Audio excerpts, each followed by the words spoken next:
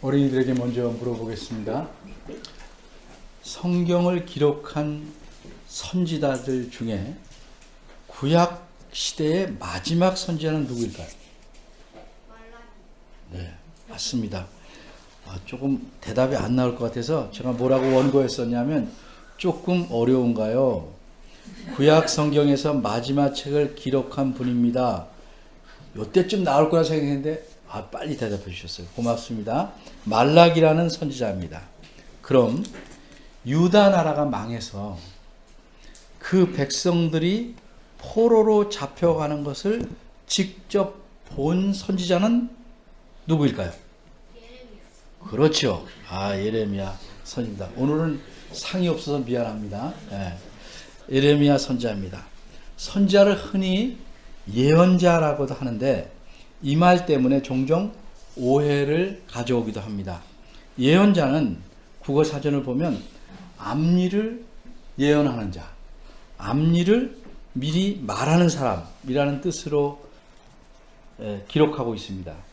그래서 사람들이 생각할 때 예언자를 앞일을 이렇게 미리 말하는 사람으로 자꾸 생각하는데 성경에서 예언자는 그런 사람이 아닙니다.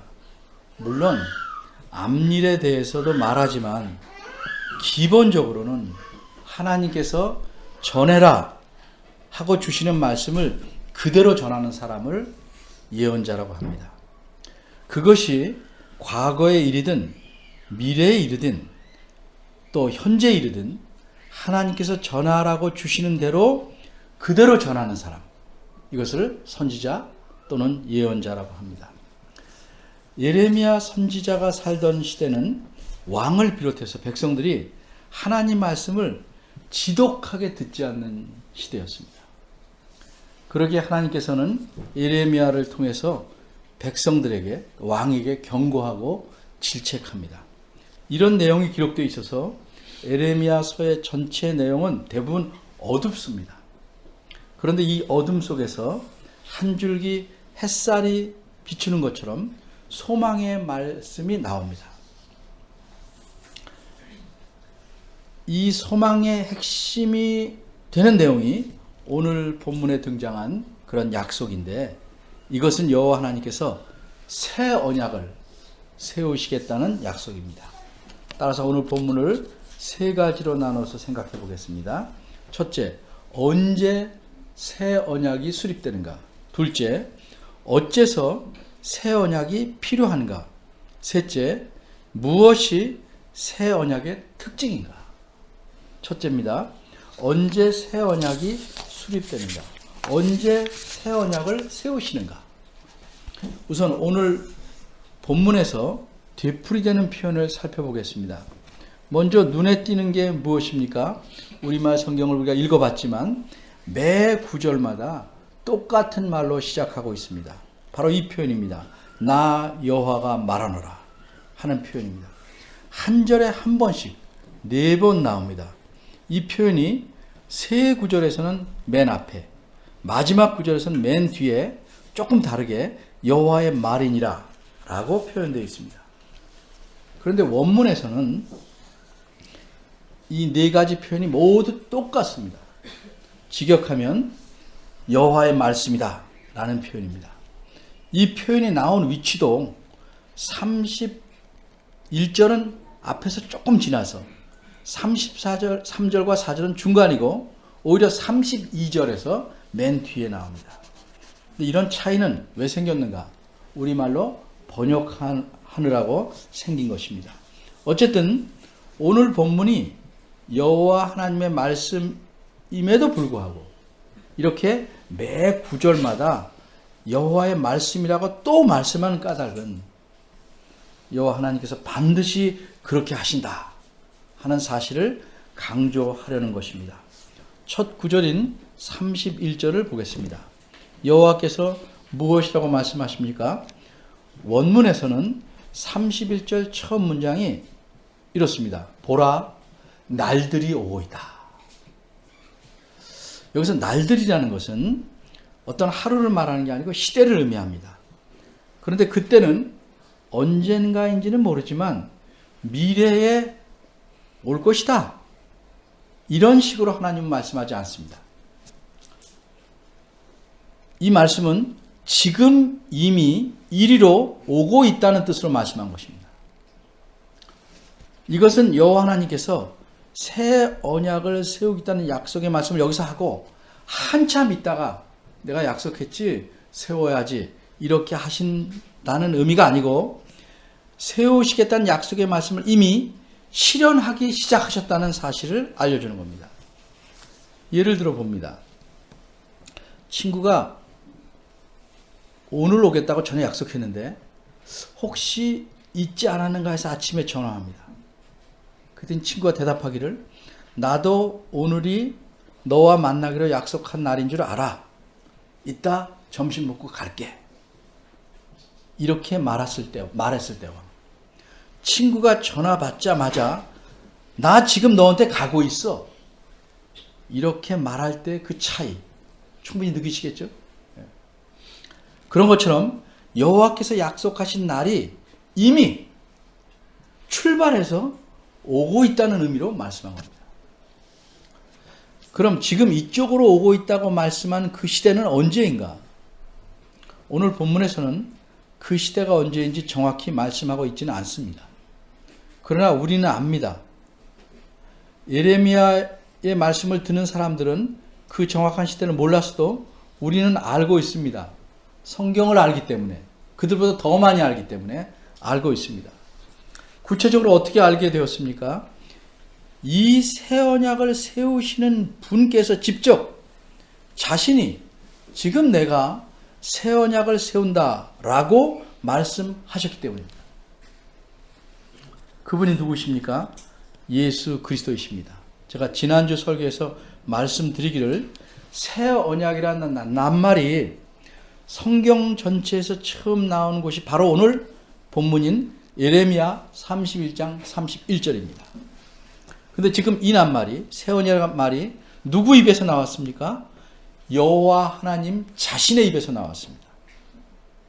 여호와 하나님께서 자신이 새 언약을 세우시겠다 이렇게 말씀하고 계십니다. 그런데 그 이후로 구약 성경에서는 새 언약이라는 표현이 전혀 나타나지 않습니다. 더 이상 나타나지 않습니다. 그렇게 구약은 끝납니다. 그리고 다시 새 언약이라는 낱말이 나오는데 성경 전체는 두 번째로 어디서 나옵니까? 예레미야 때부터 600년이 지나서 신약 성경에서 나옵니다. 구체적으로 어디입니까? 누가복음 22장 20절입니다. 그 구절은 뭘 말씀하죠? 예수님께서 유월절 식사를 하시면서 직접 말씀한 내용입니다. 이 잔은 내 피로 세우는 새 언약이니 곧 너희를 위하여 붓는 것이라. 그러니까 예수님께서 이렇게 말씀하신 의미는 예수님 자신이 전에 여호와께서 예레미야 31장 31절에서 세우시겠다고 약속하신 그 새 언약을 지금 내가 세우는 것이라 하는 뜻입니다. 이처럼 예레미야 선지자를 통해 약속하신 여호와의 새 언약은 예수 그리스도를 통해서 세워지게 된 것입니다. 둘째로, 그럼 어째서 새 언약이 필요한가? 31절을 보면 여호와께서는 새 언약을 세우시는데 이스라엘 집과 유다 집에 세우시겠다 이렇게 말씀하십니다. 여기서 집이란 나라를 의미합니다. 그런데 이렇게 말씀하실 때 이미 이스라엘 집, 즉 북쪽에 있던 이스라엘 나라는 망해버렸습니다. 이미 망했습니다. 현재는, 이 말씀할 때 현재는 남쪽 왕국인 유다 집만 남아있는 상태입니다. 그런데도 망해버린 이스라엘 집과 유다 집을 새 언약을 세울 대상으로 말씀하신 이유는 하나님께서 하나님 백성 전체를 언약의 대상으로 삼겠다는 뜻으로 말씀하는 것입니다. 그리고 이어서 32절에서는 어째서 이런 새 언약을 세워야 하는지 그 필요성을 말씀합니다. 32절을 보면 여호와께서는 이 언약, 즉 내가 맺을 새 언약은 그들의 열조와 맺은 언약과 다르다, 이렇게 말씀합니다. 그럼 어떤 면에서 다른가? 전에 32절 끄트머리 보면 전에 맺은 언약은 파하였다, 즉 깨졌다고 말씀합니다. 이것을 보니 새 언약이 이전 것과 다르다면 어때야 하겠습니까? 32절을 보면 여호와께서 이전의 언약을 가리켜 내가 그들의 열조의 손을 잡고 애굽 땅에서 인도하던 날에 세운 것이라, 이렇게 말씀합니다. 여기서 날이란 출애굽하던 그날 하루를 가리키는 게 아니고 출애굽 때 전체를 의미한다고 이해해야 옳습니다. 왜냐하면 하나님께서 이스라엘 백성의 그 조상들을 애굽에서 건져내셔서 그들을 시내 산으로 데려가시고 거기서 언약을 맺으셨기 때문입니다. 바꿔 말해서 건져내는 목적이 언약을 맺으시기 위한 겁니다. 따라서 언약을 맺은 때를 가리켜 그들을 애굽에서 인도하던 나라라고 표현할 수 있는 것이 당연하고 자연스러운 것입니다. 여호와께서 모세를 대표자로 세워서 이스라엘 백성의 조상들, 즉 출애굽한 이스라엘 백성 전체와 시내산에서 언약을 맺습니다. 이때 이스라엘 백성은 여호와의 말씀에 전폭적으로 순종하겠다 대답하고 죽음을 상징하는 피로써 약속합니다. 이 언약을 깨트리면 우린 죽겠습니다, 이런 상징의 표시 아래서 맹세를 합니다. 그런데 모세가 시내산에 올라가 있는 동안, 그러니까 언약을 맺은 지 한 달 남짓 되자 금송아지를 만들어 이것이 여호와의 하나님이라고 섬기기 시작합니다. 이로써 이 사람들은 언약을 깨트렸습니다. 이처럼 언약은 언약 자체에 문제가 있어서 깨지는 것이 아니고 언약을 맺은 사람들 때문에 깨졌습니다. 하나님께서는 그들에게 반드시 지켜야 하고 또 그들이 능히 지킬 만한 언약을 주셨습니다. 그럼에도 불구하고 그들은 언약을 쉽게 깨트려 버린 것입니다. 사실 하나님께서는 이스라엘 백성과 언약을 맺음으로써 어떻게 되는가? 그들이 하나님과 매우 친밀한 관계를 갖게 됩니다. 언약을 맺음으로써 하나님께서 자신이 그들과 얼마나 친밀했던 관계였는지를 알려주는 표현이 32절 중간에 나옵니다. 내가 그들의 남편이 되었어도, 이렇게 말씀합니다. 언약을 맺어서 하나님과 이스라엘 백성은 마치 남편과 아내처럼 매우 친밀한 관계가 된 것입니다. 아주 오래된 남편과 아내 말하는 거 아닙니다. 그 관계가 어떤지는 알죠? 대부분. 그렇게 성경에서는 언약을 깨트린 것을 아내가 간음하여 다른 남자를 쫓아간 것을 표현합니다. 이스라엘 백성은 한 달 만에 간음한 셈입니다. 신약 성경에서 마찬가지로 세상을 벗하며 따라가는 간음한 여자들이라, 이렇게 표현합니다. 하지만 여호와 하나님은 자신이 맺은 언약을 성실히 지키십니다. 문제는 늘 사람들에게 있어 왔습니다. 그들이 언약을 깨트려 버리기 때문입니다. 이렇게 언약을 깨트려서 하나님과의 친밀한 관계를 망가뜨린 사람들은 그러면 어떻게 되는가? 자신들이 언약을 지키지 않으면 받겠노라고 맹세한 벌과 저주를 받아야 합니다. 그 결과 하나님의 오래 참으심에도 불구하고 북쪽 나라는 망했고 그 백성들은 모두 포로가 되었습니다. 어쨌든 이렇게 사람들이 언약을 깨트림으로써 무슨 문제가 생겼습니까? 하나님께서 주시고자 의도했던 복을 온전히 충분히 누리지 못하게 됩니다. 이것을 안타깝고 불쌍하게 여기신 하나님께서는 다시는 사람들에 의해서 깨어지지 않는 언약을 세우시려고 하는 것입니다. 그래야 사람들이 하나님께서 주시는 온전한 복을 충분히 누릴 수 있기 때문입니다. 이런 까닭에 새 언약이 필요하게 된 것입니다. 세 번째, 그럼 무엇이 이 새 언약에, 하나님께서 세우신 새 언약에, 예수 그리스도께서 세우신 새 언약의 특징인가? 방금 말씀드린 대로 언제나 여호와와 맺은 언약을 깨트리는 자는 사람입니다. 사람 쪽에서 깨트립니다. 그럼 이 언약이 깨어지지 않으려면 어떻게 해야 할까? 아예 사람 자체를 없애버릴까? 아니면 언약을 아예 맺지 말까? 그건 하나님이 생각하는 답이 아닙니다. 근데 하나님은 사람이 언약을 깨트리지 않도록 해야 합니다. 그러려면 사람이 어떻게 해서 언약을 깨트리게 되는지를 알고 그것을 막아야 합니다. 그래서 하나님께서 판단하시기로는 사람이 두 가지 문제 때문에 언약을 깨트린다고 보셨습니다.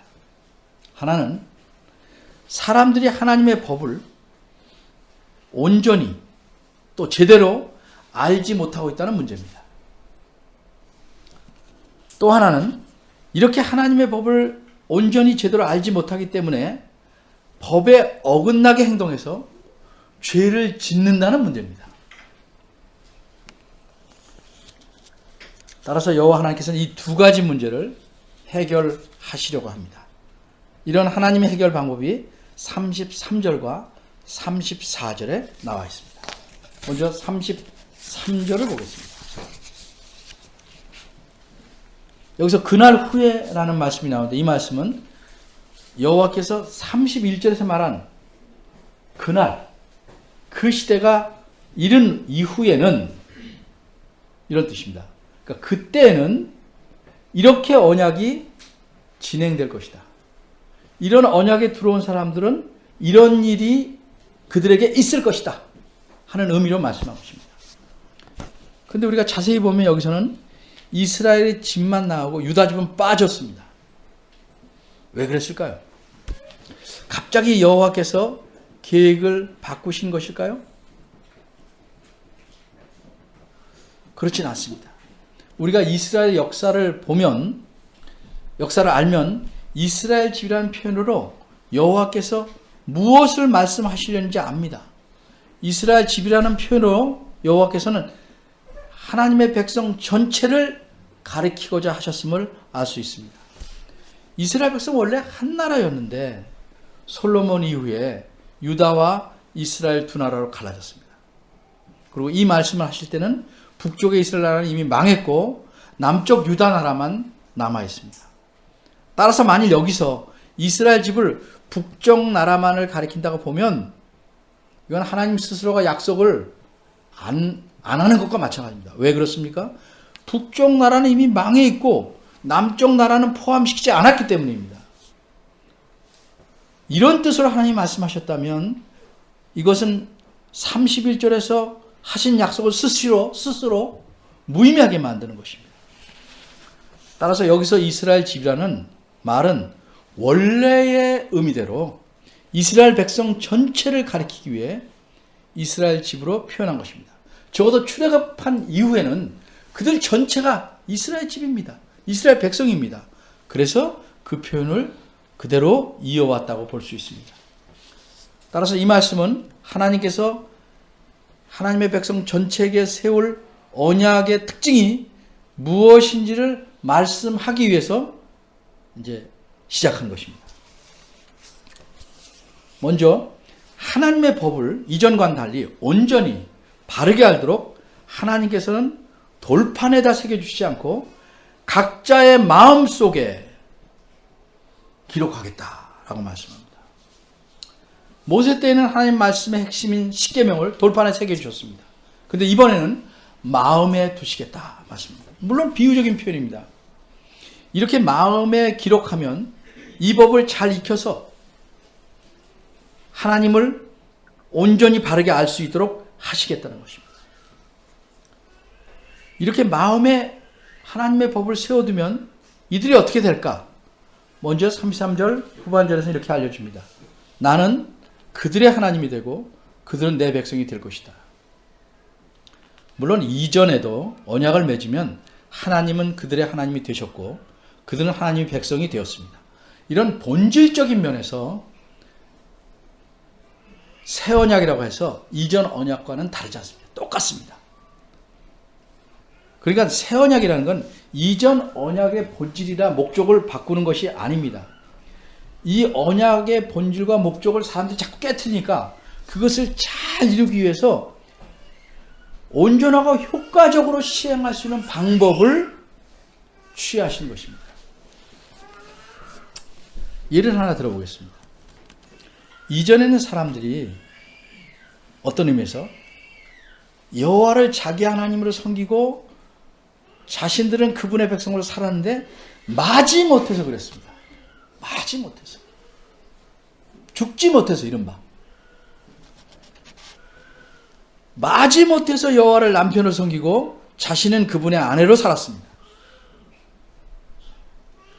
그런데 새 언약에서는 그렇지 않을 것이라는 겁니다. 마지 못해서가 아니라 즐거워서, 기쁨으로, 헌신적으로, 자원해서 하나님과 친밀한 관계, 진정한 관계를 갖게 된다는 의미입니다.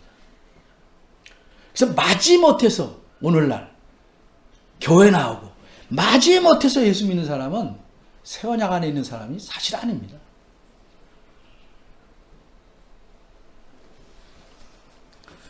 그렇게 새 언약을 맺은 자들은 하나님을 아는 면에서도 실제적으로 바르게 온전하게 알게 된다고 말씀합니다. 이런 사실을 34절은 이렇게 묘사합니다. 그들이 다시는 각기 이웃사람과 형제에게 이르기를 너는 여호와를 알라 이렇게 하지 아니하리니 그 이유는 작은 자로부터 큰 자까지 누구나 다 나를 알미니라. 이 말씀의 의미는 하나님을 아는데 사람들이 저절로 알게 된다는 뜻이 아닙니다. 이것은 하나님과의 실제적으로 안다는 것입니다. 그냥 피상적으로 저분이 누구다가 아니고 그 사람과 관계를 가져서 실제적으로 그분을 안다. 나는 그 사람 아는데 그는 날 몰라. 이거 아닙니다. 둘이 서로를 진정으로 아는 것입니다. 구약시대에는 하나님과 그 백성 사이에 하나님에 대해 알려주는 역할을 하는 사람들이 있었습니다. 예를 들면 선지자들과 제사장들입니다. 그런데 새 언약에서는 그 사이에 끼어있는 사람이 없다는 것입니다. 목회자도 하나님과 사람 사이에 끼어있는 사람이 아닙니다. 목회자는 옆에서 돕는 것입니다. 굳이 말하면 지팡이입니다.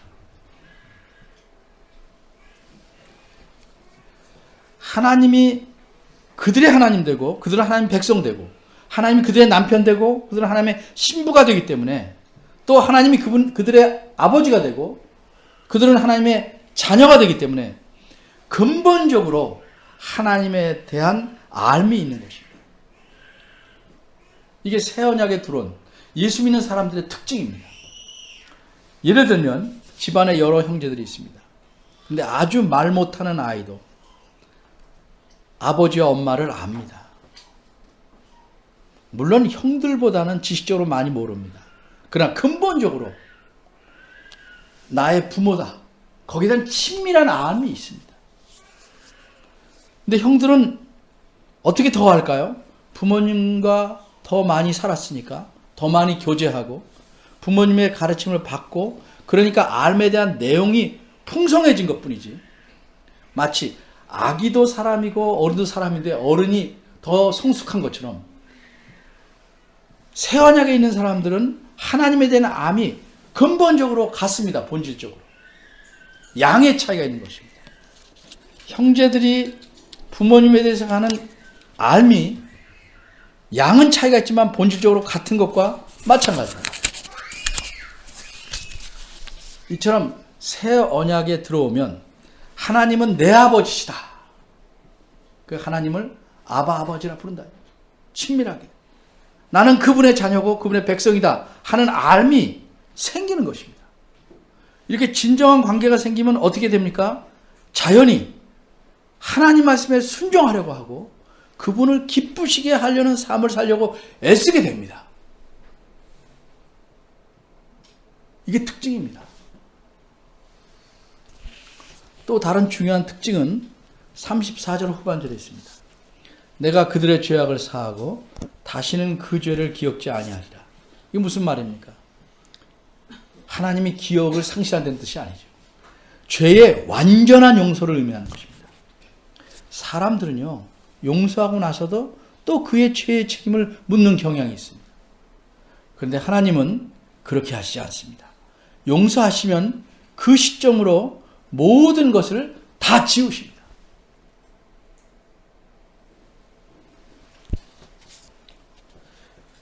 하나님께 여러분이 어떤 반역과 몹쓸 짓을 저질렀든지 간에, 잘못했든지 간에 예수님을 믿어서 새 언약에 들어오면 그 죄를 기억지 아니한다고 말할 만큼 모든 죄를 싹 용서해 주십니다. 이 놀라운 일이 새 언약을 통해서 이루어진다고 말씀한 것입니다. 여러분도 오늘 본문을 자세히 보시면 아셨을 것입니다. 무엇을? 오늘 본문을 보면 이스라엘 백성에게 내가 새 언약을 세우려는데 너희가 이렇게 하라 하는 말씀이 전혀 없습니다. 이스라엘 백성과 둘이 합해서 협력해서 새 언약을 세우는 게 아닙니다. 새 언약은 그전 언약도 그랬듯이 전적으로 전부 하나님 자신이 세우시겠다는 겁니다. 모든 것을 하나님께서 홀로 하시겠다는 것입니다. 그리고 마침내 예수 그리스도를 통해 이 모든 약속의 말씀을 이루셨습니다. 그러기에 예수 그리스도를 믿어 새 언약을 하나님과 맺게 된 우리에게는 기쁨과 소망이 있는 것입니다. 예수님께서 자신을 제물로 드려서 더 이상 깨지지 않는 새 언약을 세우셨습니다.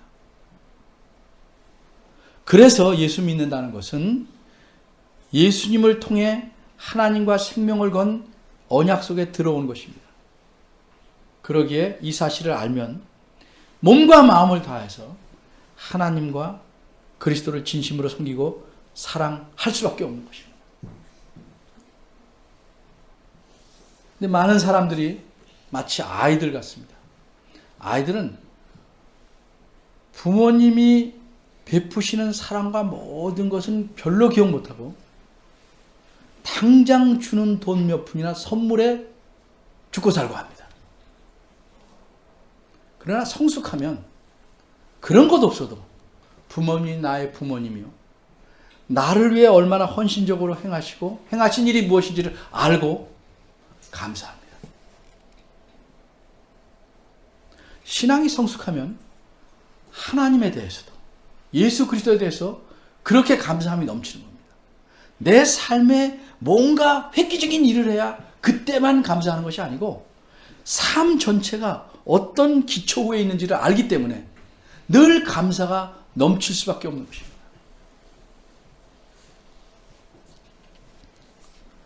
예수 그리스도와 하나님께서 베푸신 이 언약의 사랑 때문에 우리가 오늘날 이렇게 하나님의 복을 누리며 사는 것입니다. 제가 말씀드렸죠. 아무 일 없다는 것만큼 세밀한 복이 없습니다.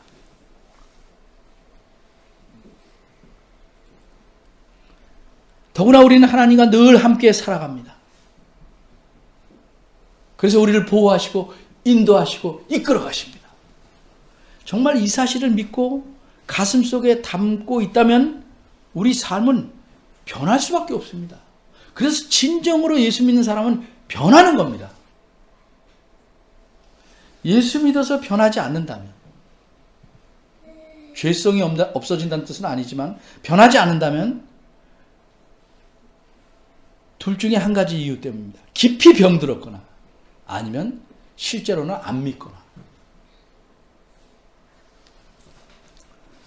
하나님께서 우리에게 베푸시는 모든 사랑은 그저 즉흥적으로 애따 받아라 하고 주시는 것이 아니고 오래전부터 계획하셨고 자기 아들을 죽이시기까지 해가면서 우리를 당신의 자녀로 삼으신 놀라운 사랑입니다.